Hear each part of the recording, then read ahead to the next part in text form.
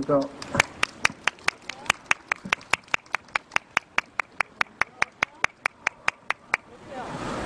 세월호 때문에 마음이 많이 아프시죠? 네.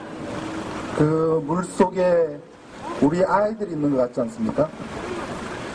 지금 이 시간에도 공포에 떨고 있을 겁니다. 저는 그 배가 침몰하고 물속으로 가라앉고 나서 그나마 참 불행 중인 다행이다는 생각을 했어요. 왜냐하면 배가 침몰을 해도 완전히 뒤집어지는 경우가 가장 생존의 확률이 높습니다. 천안함 같은 경우는 그대로 가라앉았거든요. 한미가 반토막이 나면서 그대로 가라앉았는데 그런 경우는 물이 금방 찹니다. 한번 우리 가정집을 생각을 해보세요. 천정에는 우리 아파트에도 스피커가 있지요. 네. 전등이 있지요. 네. 전등 쪽으로는 케이블이 나와 있지요. 배에는 에어 닥트라는 게 있습니다. 공기가 외부로 순환되는 것을 말합니다. 그래서 바깥의 공기가 안으로 들어오고 침실 내에 탁한 공기를 바깥으로 빼내는 역할을 하는 에어 닥트가 있습니다. 그리고 또 각종 전선들이 오고 갑니다.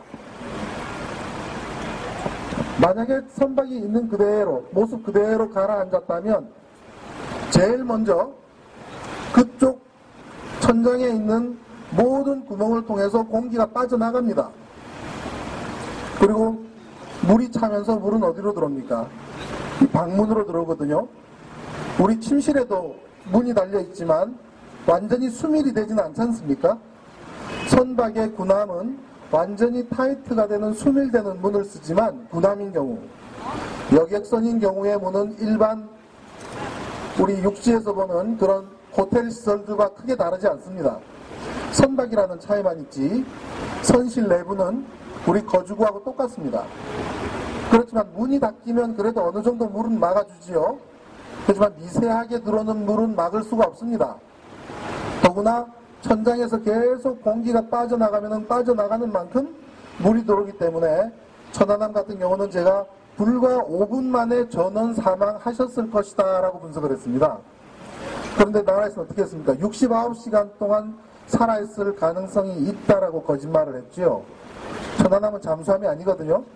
잠수함이 아니기 때문에 5분 이상 어떻게 힘들었을 것이다 라고 저는 분석을 했습니다. 그 결과는 어떤지 아십니까? 군의관들이 시신을 검안을 했는데 46명의 시신 전원이 동시간대 익사입니다. 동시간대 익사로 판명이 났습니다. 천안함에 무수히 많은 조작질을 했지만 군의관 3사람은 사실대로 얘기했습니다. 꼭 기억해 두십시오. 그 다음에 천안함의 진실이 밝혀지고 난 다음에 그 시신을 검안한 의사 3사람이 누구냐?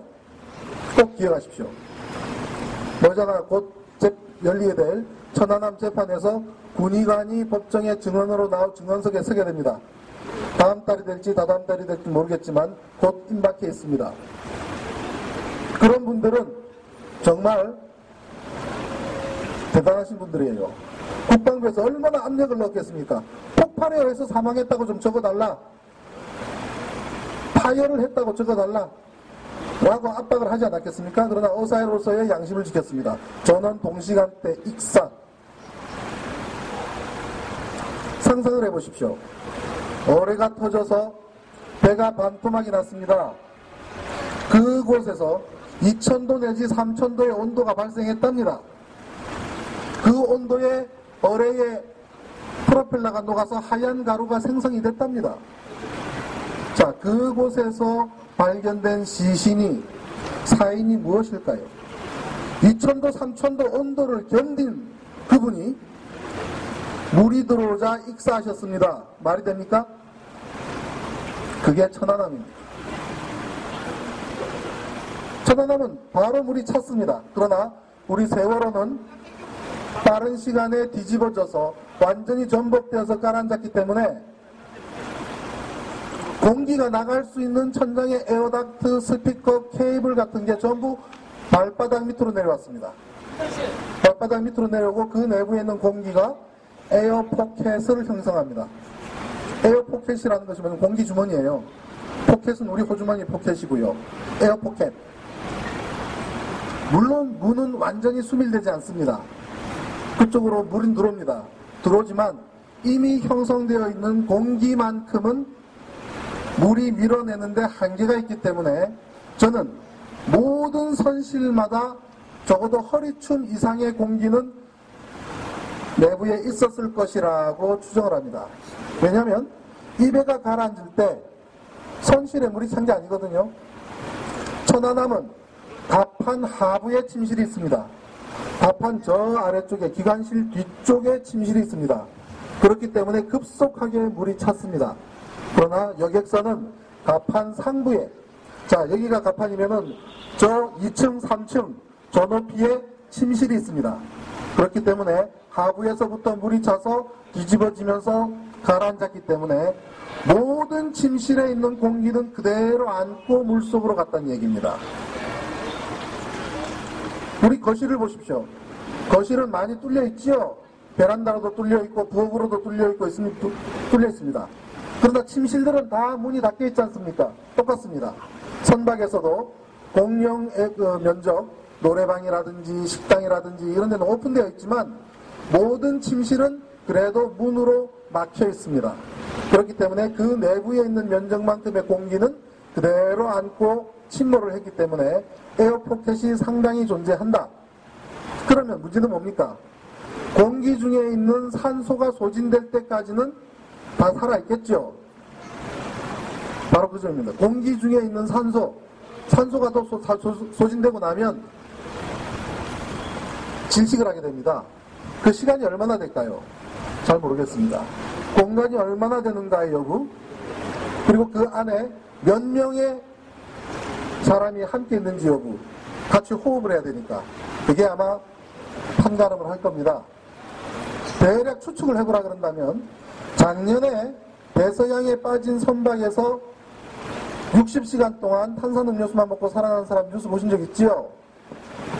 대서양에 빠졌는데 3일이 지난 시점까지도 살아있었습니다. 에어포켓이 형성된 곳에 그분은 허리춤 이상을 내밀고 있었습니다. 어떤 분들은 지금 온도가 물 수온이 낮기 때문에 저체온증 이야기를 하시는 분들도 있는데 다행히 그나마 침실 아닙니까? 침실에는 뭐가 있습니까? 모포가 있습니다. 침대도 있습니다.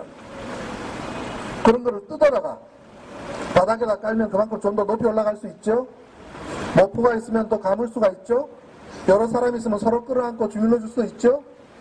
훨씬 환경이 그나마 다행인 겁니다. 그리고 우리가 일반 육상에서 완전히 밀폐된 공간에서 공기를 마시는 경우하고 또 다릅니다. 왜냐하면 밀폐된 공간에서는 O2를 마시고 CO2가 뱉지 않습니까? O2와 CO2가 바뀌게 됩니다. 근데 바닷물이 있을 경우는 조금 다를 것 같아요. 우리가 내뱉는 CO2에 탄산 성분이 물에 녹아들면 그 공간만큼 물속에 있는 산소 성분이 올라와 줄 거라고 저는 생각을 합니다. 이 부분은 화학 전공인 분들이 전문이겠지만 분명히 차이는 있을 겁니다. 그런 모든 부분들이 그나마 우리가 희망의 끈을 놓지 않게 하고 있다고 저는 생각을 합니다. 근데 문제는 구조하는 거 아니겠습니까? 24시간이 지났습니다. 도대체 이놈의 정부는 무엇을 하고 있는 겁니까? 배 높이가 몇 미터인지 아십니까? 배 높이가요? 25m, 30m 됩니다. 수심이 얼마인 줄 압니까? 37m입니다. 바다 깊이하고 배 높이가 비슷하다는 얘기예요. 이게 심해에 빠진 배가 아니란 얘기입니다. 대한해협에 빠진 배가 아니에요. 제주 해협에 빠진 배가 아니에요. 섬 부근에 빠졌습니다. 근데 24시간이 지나도 사람을 못 구해요? UDT, 특수폭파대, SSU, 심해잠수사 뭐 하는 사람들입니까? 국가에서 엄청난 돈을 들여서 훈련시켜서 바닷속에 들어가는 거 전문으로 키워놨는데 뭘 하는 겁니까? 수온이 어떻고 비가 온다고요? 바닷속은 비가 안 옵니다. 예, 옳습니다. 바람 분다고요? 바닷속은 바람 안 붑니다. 옳습니다. 파도 친다고요? 1m만 들어가 보십시오. 파도 치는가? 깜깜하다고요. 밤이나 낮이나 바닷속은 오미가 들어가면 똑같습니다. 그런데 왜 못 구합니까? 뭐 의지가 없어요. 왜 못 구합니까? 안 구하고 있는 거 아닙니까? 제가 처음 이 사건을 접하고 알파 잠수 이종인 대표를 빨리 존을 구하라고 내가 글을 썼습니다. 왜냐하면 인천에 있는 알파 잠수 이종인 대표 그 사무실 앞마당에 가면 종 같은 게 하나 엎어져 있어요. 종. 보신각 종처럼 생겼습니다. 그리고 그 안을 보면 사람이 4~5사람이 서 있을 수 있고 핸드레일이 있는 구조물이 있습니다. 그리고 그 위는 종처럼 생겼어요. 엎어놨습니다. 이게 뭐요? 그랬더니 벨이랍니다. 벨. 징글벨하는 그 벨. B-E-L-L. 뭐 할 때 쓰는 겁니까? 인명구조할 때 쓰는 거라는 거죠. 자, 서해의 조류가 많이 빠릅니다. 유속이 빠릅니다. 육상에서 바지선을 옮겨서 거기서 물 밑으로 들어가려니까 접근하는데 5분, 빠져나오는데 5분, 불과 인명구조할 시간이 5분밖에 없는 겁니다. 불과 5분밖에 없어요. 가서 잠깐 둘러보고 또 나오기 바쁜 겁니다. 이렇게 원시적인 나라가 어디가 있습니까? 배를 이용하면요, 그거를 와이어로프에 묶어서 물속으로 집어넣고 선박의 출입구 옆에 딱 갖다 붙이면 4사람의 잠수사가 그 안에 들어가 있다가 교대로 작업이 가능합니다. 여기가 차 있습니다. 잠수부들이 4명이 이렇게 서 있는 거예요. 쉬고 있는 겁니다. 이만큼은 물이 차고 허리까지는 물이 있고 여기는 공기가 있어요. 막혀 있으니까 위에서는 계속 맑은 공기가 주입됩니다. 옆에는 배의 출입구입니다. 2사람이 들어가서 작업하고 가는데 2분, 오는데 2분, 10분 이상 작업할 수 있습니다. 그 2사람이 희생자 데리고 나오면, 살아있는 분들, 생존자들 모시고 나오면 바로 산소 불려서 구조하면 되는 겁니다. 빨리 그런 장비를 투입하라고 글을 썼는데 다음 아고라에서 7만 명의 사람들이 글을 봤는데 제가 물어봤습니다. 형님, 연락 온 데 있습니까? 하루가 지났는데 아무데도 연락이 오지 않았습니다. 어저께 오후에 다시 또 전화해봤습니다. 연락 온 데 있습니까? 아무도 연락 와서 내가 화가 나서 청와대에 전화를 했다 그러더라고요. 그나마 다행인 것은 오늘 현장에 투입되다는 뉴스를 아까 봤습니다. 그 장비를 가져갔는지는 제가 확인을 못했습니다만은 그런 장비가 있습니다. 잘 아시죠? 물속으로 잠수함처럼 조그맣게 가서 접근하는 소형 구조선 아시죠? 왜 안 씁니까?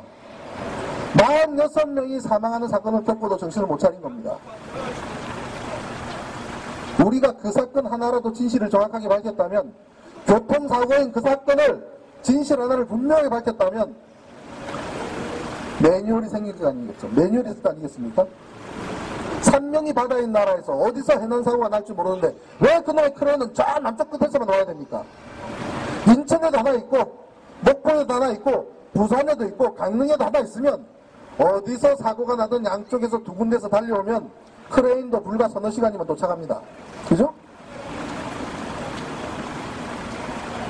크레인들이 오면 뭘 해야 되겠습니까? 선박을 안전하게 잡아야지요. 함수가 어저께까지 떠 있었죠? 물속에 들어갔죠? 미친 짓입니다. 함수가 떠 있는 원리는 그 안에 내부에 공기가 어느 정도 있기 때문에 떠 있는 겁니다. 그죠? 공기가 무슨 힘이 있다고? 공기가 무슨 힘이 있다고 배를 받치고 있다고요.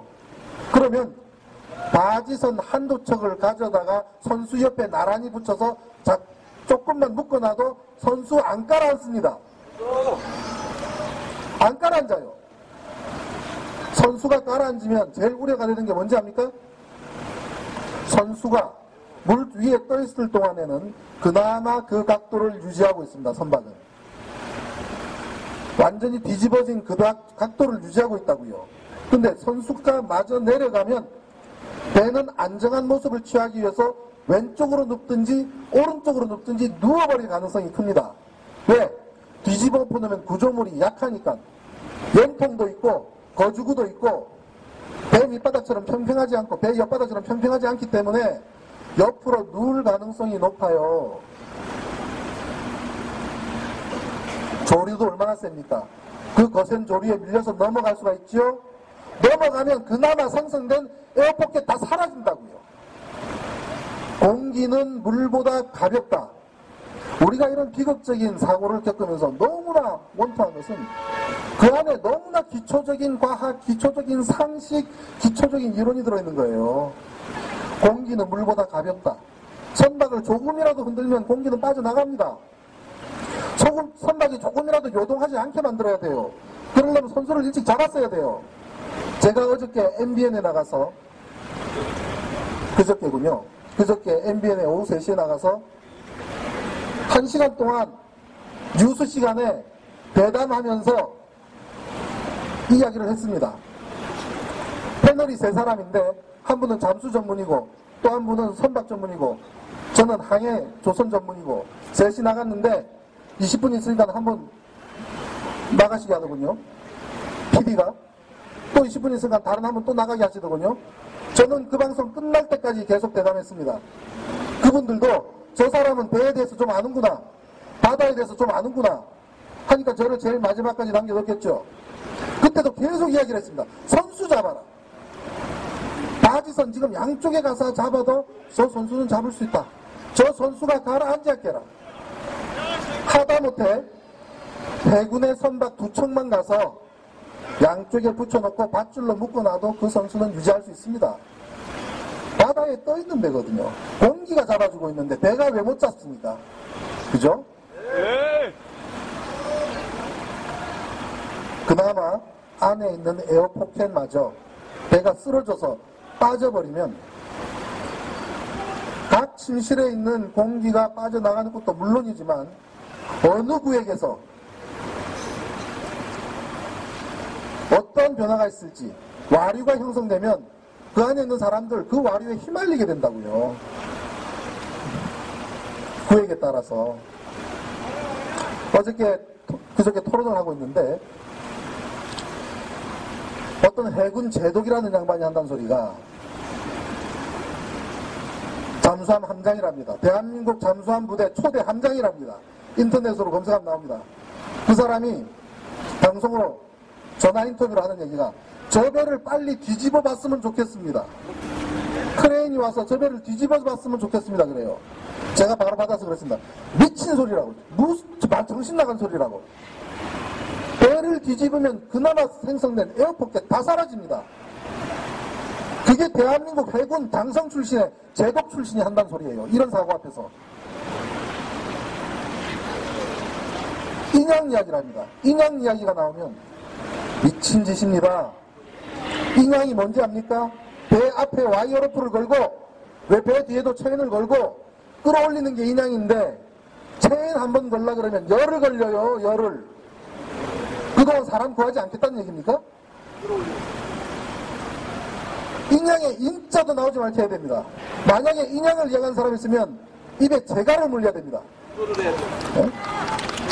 아니요, 입에 재갈 물리는 건 부족하겠군요. 아가리를 찢어버려야 됩니다.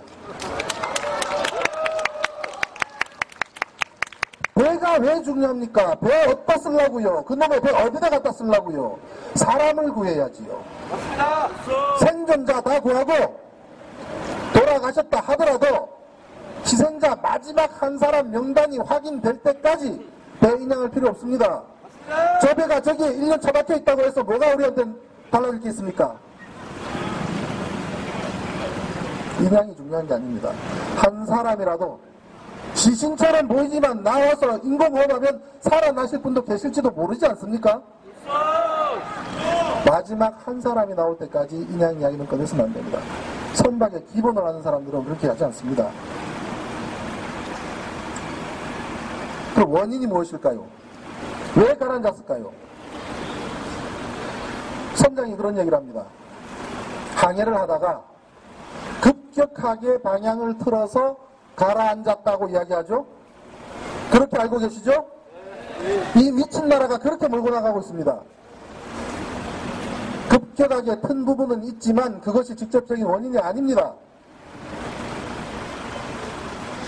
급격하게 선회한 시간이 몇인지 압니까? 8시 52분입니다. 항적표가 나와 있습니다. 항적표가. 8시 52분이에요. 방향을 틀었다는 시간이. 그런데 이 배는 아침 7시 20분에 이미 해경에다가 SOS를 보냈습니다. 보냈어요. 그런데 7시 20분에 해경에 비상구조 신호를 보냈다고 하는 그 기사가 불과 1시간 만에 사라져버렸어요. 그 기사를 찾아보니 댓글만 남았어요. 댓글만. 7시 20분에 인천에서 제주도를 가는 배가 구조를 요청했다는 뉴스를 내가 분명히 봤는데 이 기사 어디 갔지? 그 댓글만 남아있어요. 원인을 모르겠어요. 저도 뭐 지금 계속 앉아서 분석하다가 나왔는데 원인을 모르겠어요.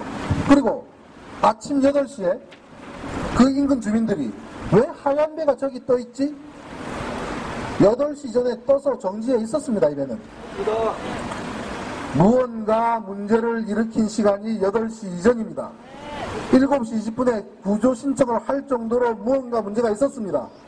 그런데 9시가 넘도록 모든 승객들을 자기 방에서 대기하게 만들었습니다. 1시간 반 동안 구조하고 탈출할 수 있는 모든 기회를 다 놓쳐버렸습니다.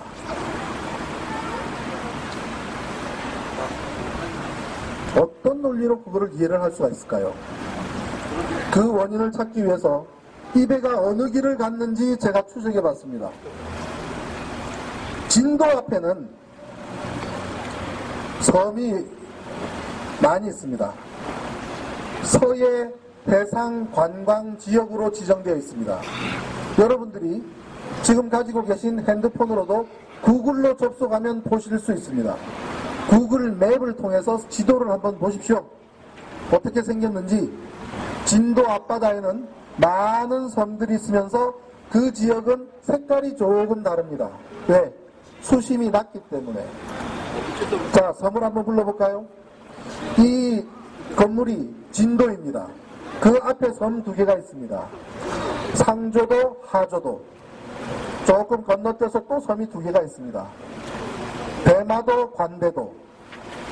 또 조금 떼어서 또 섬이 2개가 있습니다. 동고차도, 서거차도. 또 한참 뛰어서 마지막으로 외로운 섬 하나가 있습니다. 맹골도. 맹골도 옆에는 잔잔한 섬들이 많아서 맹골군도라고도 부릅니다. 자, 진도 옆에 섬이 2개 있으면 그 섬을 단면, 무 자르듯이 단면으로 잘라보십시오. 어떻게 생겼을까요? 섬이 있고 물 밖으로 섬이 나오고 얕은 수심 섬이 있고 얕은 수심 섬이 있고 섬과 섬이 있다는 사실이 섬과 섬 사이는 얕은 곳이라는 거 머릿속에 안 그려지십니까? 충분히 아실 수가 있죠? 거기는 배가 못 다닙니다. 저 정도 되는 큰 배는 그 길로 다니면 안 됩니다. 구글 맵으로 인천에서 제주 가는 배들이 어느 길로 가는지 한번 검색해 보십시오. 제일 끄트머리에 있는 맹골도 바깥에 8km나 떨어져서 점선이 찍혀 있습니다. 추천 항로. 인천에서 제주 가는 배들은 그 길로 따라가라고 되어 있습니다. 그 점선대로 정확하게 가지는 못해요. 왜? 모든 배가 점선 따라가면 충돌이 일어나잖아요. 항해하라는 뜻이에요. 수심이 깊으니까. 이 배는 맹골도 안으로 들어왔습니다. 팩트입니다. 뉴시스에 보도가 되었습니다. 그 자료 가져간 여기도 있습니다. 맹골도 안으로 들어왔습니다. 저수심대로 본인이 들어왔다는 얘기예요. 왜 들어왔을까요? 이 배는 인천에서 출발해서 직선으로 내려옵니다. 진도 앞에서 터닝을 해서 제주도로 꺾어 들어가는데 우리 운전하는 거로 치면 직진으로 고속도로 쭉 내려오다가 10시 방향으로 좌회전하라는 코스입니다. 급격한 회전할 필요도 없어요. 서서히 틀어주면 됩니다. 그리고 제주까지 그대로 가면 됩니다. 직선 10시 방향 왼쪽으로 틀어서 직진하면 제주입니다. 그 배가 터닝하는 부분에서 섬을 안쪽으로 들어왔습니다. 왜 그랬을까요? 지름길을 택한 겁니다. 어저께 6시 반에 출항을 해서 아침 8시에 제주에 들어가야 될 배가 밤 9시까지 출항을 못했습니다. 안개가 끼고 기상상태가 안 좋아서 2시간 반을 지체하고 출항을 했기 때문에 제주에 조금이라도 일찍 들어가기 위해서 회사에서는 좀 더 일찍 가라고 다그쳤을 가능성이 매우 높습니다. 배가 일찍 가려 그러면 방법은 두 가지밖에 없습니다. 첫째, 속도를 높이는 방법이에요. 그죠? 네. 속도를 높이는 방법. 두 번째, 지름길을 택하는 방법. 그래서 평소에는 가지 않던 섬과 섬 사이로 항로를 변경합니다. 중대한 과실입니다. 선장이 그 지역을 8년 동안 다녔다고요? 맨날 같은 길만 8년 다닌 사람이 새로운 길 들어가면 그게 베테랑이 무슨 소용이 있습니까? 자, 속도를 높였습니다. 지름길을 택했습니다. 속도를 높이면 배가 어떻게 되는지 아십니까? 앞이 좀 뜹니다. 그건 이해가시죠? 네. 파도가 앞에서 바닷물하고 접촉면이 많이 생기고 속도가 빨라지면 앞부분이 뜬다는 것은 상식적으로 이해되시죠? 네. 앞부분이 뜨면 어떻게 됩니까? 뒷부분은 좀 가라앉습니다. 그만큼 저수심에서 바닥에 닿을 가능성이 높아진다는 얘기가 됩니다. 조타수가 배가 운전이 잘 안 되더라는 얘기를 한다 그래서 제가 그랬습니다. 그게 바로 천수 효과다. 천수 효과. 천수의 천자는 얕을 천이에요. 얕은 물. 영어로 shallow water effect. shallow water. 물이 얕은 곳. 천수 효과. 그게 뭔지 압니까? 1989년도에 엘리자베스 예호라는 영국의 굉장히 큰 호화 유람선이 뉴욕의 허드슨 강으로 들어갔습니다. 충분히 여유 수심이 있는데 좌초를 해버렸어요. 얹혀버린 겁니다. 전부 다 놀래고, 충분히 여유 수심도 있고 흘수도 맞고 모든 계산상 들어와도 되는데 왜 저 배가 얹혀버렸을까? 연구를 했더니 그게 바로 물리적인 효과로 베를누이 정리라고 아십니까? 선박과 땅바닥 사이에 공간이 좁아지면 그 사이를 흐르는 물은 유속이 빨라져서 압력이 내리고 압력이 내려가는 만큼 배를 바닥으로 당겨서 좌초할 확률이 높아진다. 이게 해운 운항 쪽에서는 꽤 유명한 이론입니다. 충분히 여유가 있는데 좌초하는 경우가 그런 경우입니다. 수심에서의 선박이 샬로우 워터 이펙트에 걸리게 되면 운전이 잘 안 돼요. 가만히 직진하고 있는데 배가 돌아갑니다. 더구나 바톤 타치가 일어나면, 바톤 타치가 뭡니까? 배가 가는데 암초에 부딪히거나 큰 좌초가 일어나지는 않지만 바닥에 슬쩍 닿게 되면 오른쪽이 닿든 왼쪽이 닿든 자전거 한참 잘 가는데 뒤에서 걷어차면 흔들리잖아요. 마찬가지입니다. 배 밑바닥이 땅바닥에 살짝 부딪히기만 하면 배는 그냥 틀어집니다. 왜? 가는 속도는 있지요? 물이지요? 어딘가 살짝 부딪혀도 배는 틀어지죠? 바다에서의 선박의 움직임이라는 것은 참 다릅니다. 항해사들은 당황을 합니다. 키를 막 돌렸을 거예요. 키를 돌리면 빨리 가줬으면 좋겠는데 이 차는 버스도 아니고 자동차가 아닙니다. 배가 움직이는 메커니즘은 자동차는 핸들을 틀면 앞바퀴가 틀어져서 바로 돌아가지만 선박은 저 뒤에 있는 타가 픽 돌아갑니다. 맞죠? 네. 그러면서 물이 부딪혀서 배 꽁무니가 서서히 빠지는 구도입니다. 110도를 틀었더니 갑자기 넘어졌다. 그건 거짓말입니다. 선박은 그렇게 안 휘어지지 않습니다. 145m짜리 배가 한번 틀면 꼬리가 서서히 빠질 때까지 그냥 하염없이 돌아갑니다. 반경이 1km 될 거예요. 쭉 돌아가는 거예요. 그동안에 어느 정도는 약간은 기울 수가 있지만 모든 화물이 쏟아질 정도로 기울지 않습니다. 이건 버스가 아니에요. 배는 거짓말이에요. 그런 거는. 그런데 그러한 선회에 짐이 무너졌을 가능성은 있습니다. 어떤 경우냐? 갑판 위에 짐을 실었는데 1등 항해사가 철저하게 묶지 않았을 경우, 늘 다니는 길이고 오늘 해상 상태 날씨 좋고 아이고 귀찮은데 뭘 일일이 묶냐, 그대로 놔둬버려라. 아니면 일부만 묶고 일부는 풀어놨다든지. 어떤 경우냐면, 죄송하지만 앞에 계신 분들이 컨테이너 박스라고 치면 맨 왼쪽 맨 오른쪽 분만 묶고 가운데는 안 묶는 거예요. 이해 가십니까? 네. 좌우만 잡아주기 위해서 제일 왼쪽 제일 오른쪽 컨테이너 박스만 묶어놓고 가운데는 텅 안 묶질 않는 거예요. 이게 하늘이나 땅으로 갈 리는 없기 때문에. 태풍을 만나면 위험하죠. 태풍을 만나면 요동을 치니까 배가. 그러나 통상 항해하는데 날씨가 그렇게 나쁘지 않다 그러면 그런 짓도 합니다. 그랬을 경우에 배가 움직이면 가운데서 움직이다 보면 한 군데 터지면 쏠려버리는 거예요. 그렇게 해서 기울어졌을 가능성 충분히 있습니다. 그렇다고 해서 배가 전복이 됐을까요? 두 번째 문제. 첫 번째 문제는 뭡니까? 항로를 이탈. 얼마나 이탈했냐면요. 정상적인 항로에서부터 안쪽으로 10km 가까이 들어왔습니다. 섬과 섬 사이로. 섬과 섬 사이로 절대로 다니서는 안 됩니다. 인터넷에서 뭐라는지 압니까? 그 동네 분들이? 거기는 그렇게 큰 배들이 미치지 않고서는 들어올 구역이 아니라 그럽니다. 진도에 계신 분들이 미치지 않고서는. 왜 보도를 안 합니까, 그런데? 이런 사실 뉴스에서 들어보셨습니까? 아니요. 항로를 심각하게 인달해서 섬과 섬 사이로 들어온 것은 잘못된 선택이라는 거 들어보셨습니까? 왜 그걸 감추는지 모르겠습니다. 왜 7시 20분에 이 배가 구조 신호를 보냈는데 기사를 내리는지 전 이해를 할 수가 없습니다. KBS 보도로 나간 거를 기사를 내릴 정도면 그 회사 사장이 힘써가지고는 안 됩니다. 그죠? 네. 최소한 청와대거나 국정원이거나 국방부거나 그 정도의 권력기관 아니면 기사 함부로 못 내립니다. 7시 10분에 나왔던 그 기사를 누가 왜 어떤 이유로 내렸는지 반드시 밝혀져야 됩니다.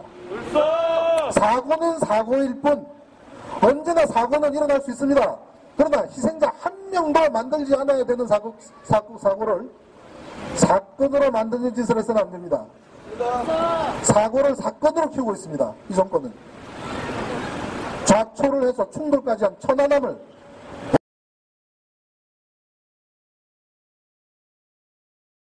4년 내내 지금 재판을 하고 있습니다. 똑같습니다. 똑같아요. 물고기 한 마리 죽은 거 없습니다. 주변에. 그죠? 그릇 난 거 하나도 없습니다.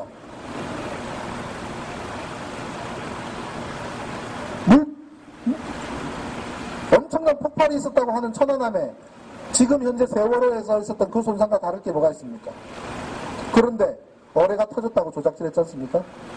3000도의 온도를 견딘 그분이 물이 들어오자 익사했다는 게 말이 되는 얘기입니까? 사고를 사건으로 키우고 있습니다. 심각한 항로이탈 첫 번째 이유입니다. 두 번째 이유는 충분하게 묶어야 될 화물들을 묶지 않았을 가능성 두 번째 이유입니다. 세 번째 이유는 제일 중요합니다. 선박의 안정성의 문제입니다. 그거를 전문 용어로 GM이라고 부릅니다. GM. 그래비티 모멘트입니다. 얼마 전에 영화가 나왔던 그래비티, 중력, 그래비티, 스펠링이 똑같습니다. 그래비티 모멘트. 선박이 물에 떠있는 원리입니다. 선박이 물에 떠있는 원리. 우리 쇳덩어리를 물에 넣으면 가라앉지요. 쇳덩어리를 파기 시작해서 둥그렇게 만들면 언제부턴가 뜨기 시작합니다. 우리 집안에 있는 스테인리스 그릇쯤 되면 물에 잘 뜹니다. 분명히 성분은 스틸인데 물에 뜹니다. 왜? 부력이 있기 때문에. 부력. 고유무게와 부력과의 상관관계를 GM이라고 부릅니다. 그래서 무게중심과 중력이 작용하는 무게중심이 이 지점에 있고 부력이 위치하는 지점이 이 지점에, 무게중심보다 부력의 위치가 위에 있어야 선박은 안정성을 유지합니다. 그것이 바뀌면 뒤집어집니다. 그것이 같으면, 무게중심과 부력중심이 같으면 돌리는 대로 돌아갑니다. 그러면 무게중심과 부력의 중심 사이의 거리가 어느 정도가 적합할지는 국제해사기관에서 정하고 있습니다. 0.5m 이상은 확보를 해라 그럽니다. 0.5m면 50cm죠. 무게중심보다 50cm 이상은 부력의 중심이 있어줘야 선박이 갑판 위의 설비를 개조를 하거나 리모델링을 할 때는 반드시 그것이 안정한지에 대해서 선급협회에 충분한 검토를 하고 조선소에서 계산을 해야 됩니다. 제가 오늘 CBS에서 전화 인터뷰가 왔길래 그 얘기를 했습니다. 선주사, 조선소, 한국선급협회 이 3개 기관을 취재를 해봐라. 재보수를 할 때에 정확한 계산을 했는지 대충 얼버무리면서 했는지 한번 조사를 해봐라 그랬습니다. 이 배의 안정성이 문제가 있다는 것은 한 번 쓰러진 배가 다시 돌아오지 않는 것으로 입증이 되는 겁니다. 배는 쓰러지면 다시 돌아가야 됩니다. 그걸 복원력이라고 부릅니다. 복원력. 파도가 칠 때 가는 배를 생각해 보세요. 좌우로 흔들리면서도 계속 유지하면서 가잖아요. 그게 복원력입니다. 복원력이 매우 뛰어난 배가 군함이에요. 군함. 군함은 GM이 굉장히 낮습니다. 부력은 저 위에 있고 무게중심은 저 아래에 있습니다. 그러다 보니까 파도가 칠 때마다 잘 흔들려요. 복원력이 너무나 뛰어나기 때문에 금방금방 복원하려고 그래요. 군함을 타고 있으면 굉장히 피곤합니다. 그렇지만 군함은 그렇게 하는 이유는 전투를 벌여야 되기 때문에 이 배가 제대로 잘 떠서 전투하는 게 목적이지 편안한 항해가 목적이 아니기 때문입니다. 그러나 여객선은 군함처럼 복원력을 주면은 사람들이 피곤해서 항해를 못합니다. 전부 조그마한 파도에 토하고 그러면 곤란하지 않습니까? 그래서 GM이 적정한 GM만 유지를 하는데, 다시 말해서 아슬아슬한 GM을 유지하는데 화물을 많이 실었을 경우 어떻게 될까요? 이 배는 화물을 싣습니다. 컨테이너 박스만 120개를 싣습니다. 트레일러가 밑으로 무수히 들어갔습니다. 자동차들이 150대가 실립니다. 1등 항해사가 욕심에 화물을 많이 실으면 어떻게 될까요? 급격하게 화물 들어가는 만큼 선박의 무게가 늘어나겠죠? 네. 그럼 화물을 실지 말아야지. 적정하게만 실어야지. 그런데 욕심에 회사에서 돈 벌기 위해서 더 많은 화물을 실었다면 1등항에서는 화물을 실을 수밖에 없죠. 근데 문제는 무작정 무게가 늘어난다고 배가 나가지를 못합니다. 부두 바깥을 나가지를 못하고 제주항을 들어가지를 못합니다. 수심이 깊으면. 그럴 때 문제가 생깁니다. 이 배의 안정도를 지키기 위해서 배의 GM이 나쁠 때 그거를 보충하기 위한 발라스트 탱크가 있는데, 배 제일 밑바닥에 기름 탱크가 있고 그 옆에는 바닷물을 집어넣는 발라스트 탱크가 있습니다. 그 발라스트 탱크에 물을 뺐을 가능성이 있습니다. 네, 화물을 더 싣기 위해서. 위에 화물을 싣기 위해서 밑에 있는 발라스트 물을 뺐다면 죽는 짓입니다. 요거 조사해야 됩니다. 1등 항해사를 선장은 모릅니다. 화물을 얼마나 싣는지, 몇 톤을 싣는지, 화물을 어디다 싣는지, 발라스트 탱크를 비우는지 채우는지 선장은 아무것도 모릅니다. 1등 항해사의 고유 업무입니다. 선장 구속시킬 일이 아닙니다. 1등 항해사 빨리 조사해야 됩니다. 구속시키는 것도 그래요. 물론 당연히 구속하고도 모자랄 만큼 죄를 지었죠. 인터넷에서 그럽니다. 저 사람들 운항과실을 과실치사를 해서 아무리 계산을 내봐도 7년밖에 안 되더라 그러니 글이 올라요. 운항과실이요? 과실치사요? 미필적 고의에 의한 살인입니다. 선장만이 그랬다고요? 급격하게 틀다가 배가 쓰러졌다고 하면 선장의 운항과실 하나로 묶어버리려는 것이 해운선사의 바람이고 선장의 진술이고, 만약에 그러한 것에 이 정권이, 국방부가, 해경이 함께 동조하고 있다면 어마어마한 사건이 될 겁니다. 엄청난 사건이 될 겁니다. 감당 못합니다. 이 사건은. 그렇게 조작질을 한다면, 처음에 문제가 생길 때부터, 화물을 실었을 때부터, 라싱을 제대로 안 했을 때부터, 저수심을 택했을 때부터, 항로를 이탈했을 때부터 예고된 모든 사고의 일련 과정을 얘기하지 않으면 엄청난 사건이 될 겁니다. 그런데 선장 한 사람의 과실로 몰아가고 있어요. 조작질입니다. 근본적인 원인이 거기 있습니다. 위에 화물을 더 많이 싣기 위해서 발라스트에 물을 비우는 일이 발생했다면 그거는 수백 명의 목숨을 담보로 돈 벌겠다는 짓입니다. 그거는. 자, 왜 학생들을 자기 방에 있으라고 했을까요? 우리 운전 면허 가지고 계신 분들 운전 제일 처음 할 때 뭘 가르치던가요? 돌발! 맞죠? 네. 돌발. 브레이크를 왕창 밟지 않습니까? 충돌을 막기 위해서. 배를 타면 제일 먼저 배우는 게 뭔지 압니까? Abandon ship. 배를 포기하라. 공군 조종사가 비행기에 제일 먼저 앉으면 뭐부터 하는지 압니까? 탈출하는 방법 배웁니다. 잡아 당기면 그대로 하늘로 올라가요. 낙하산 펴고. 사람 목숨이 비행기보다는 더 소중하니까. 사람 목숨이 배보다는 소중하니까 배를 탈출하는 방법을 배워요. 900명을 실어 나르는 여객선에 900명을 탈 수 있는 라이프보트가 있어야 되는 것은 법입니다. 라이프보트가 작동 안 할 때를 대비해서 물속에 빠지면 자동으로 터지는 라이프 크라프트도 법입니다. 안 터졌죠? 하나밖에 안 터졌죠? 정비도 제대로 안 했단 얘기예요. 세 발 건너 걸려있는 둥그런 환이 뭡니까? 라이프 부위. 들고 몸에 걸치면 바다에 빠지면 죽지 않습니다. 라이프 자켓도 마찬가지고. 그렇게 군안을 위한, 생명을 건지기 위한 장비가 이배를 뺑 돌아가면서 있는데 정작 사람들을 자기 방에 있으라 그랬습니다. 왜 그런지 아십니까? 방에 있으면 더 안전하다고요? 천만의 말씀이에요.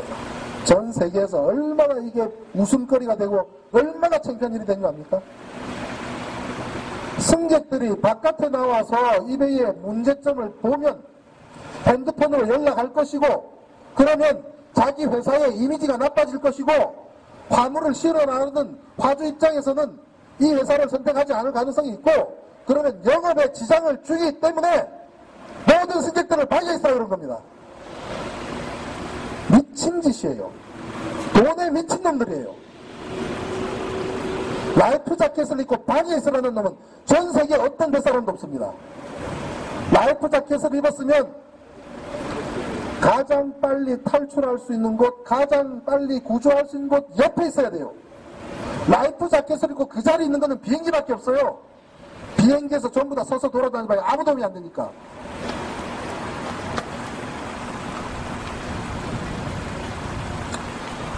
저는 해양대학을 나와서 해군에 가서 해군 소위로 임관을 해서 중위 제대했습니다. 한진해운에서 컨테이너 배를 타고 운항을 했습니다. 그리고 조선소에서 신조선 감독으로 8년 동안 일하면서 14척의 배를 만들었습니다. 그리고 그 이후로 해운계를 떠나서 10년 가까이를 컴퓨터에 미쳐서 IT 컴퓨터 쪽에서 일을 했습니다. 그리고 2002년부터는 노무현이라는 사람이 세상을 바꿔보겠다 그래서 그거 참 좋겠다 그래서 열심히 정치 칼럼을 쓰고 정치 칼럼 사이트를 운영하는 일을 했습니다.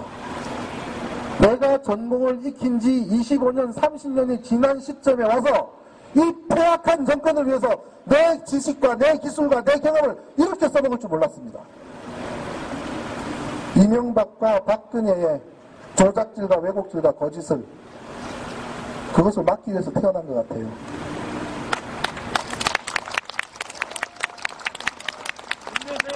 이 사건 잘 지켜보십시오.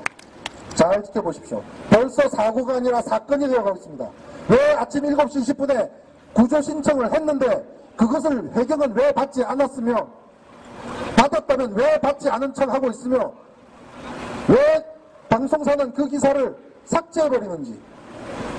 7시 20분이라면 완전 침몰한 9시 반까지는 3시간의 여유가 있는데 왜 그때 그 소중한 생명을 전부 가둬놓고 있었는지 지켜봐야 됩니다. 감사합니다.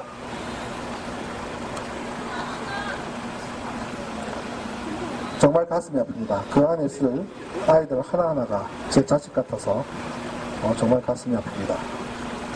이 시간에도 그 안에서 추위와 공포와 떨고 있을 우리 아이들을 위해서 절대 우리 마지막까지 희망의 끈을 놓지 말고 두 눈 부릅뜨고 테레비를 보고 두 눈 부릅뜨고 검색을 하고 인터넷을 뒤져서 진실을 반드시 찾고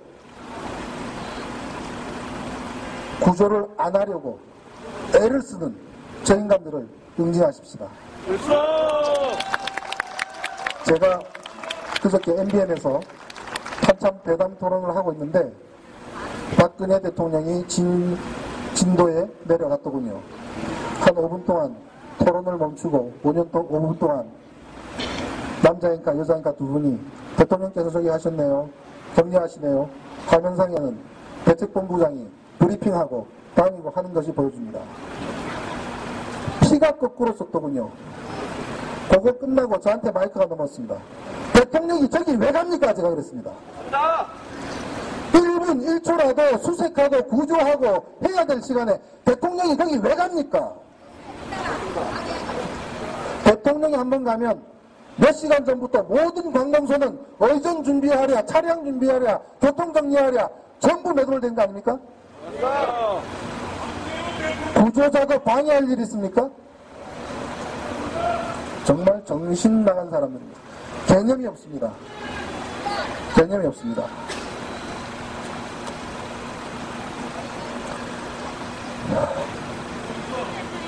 마지막 한 사람까지 우리는 포기해서는 안 됩니다. 대통령이라는 사람이 포기하지 말아주세요. 포기하지 않겠습니다라고 말해야 될 사람이 포기하지 말아주세요. 평생을 시키기만 했던 사람이에요. 우리는 마지막 한 사람까지 포기하지 마십시다. 감사합니다.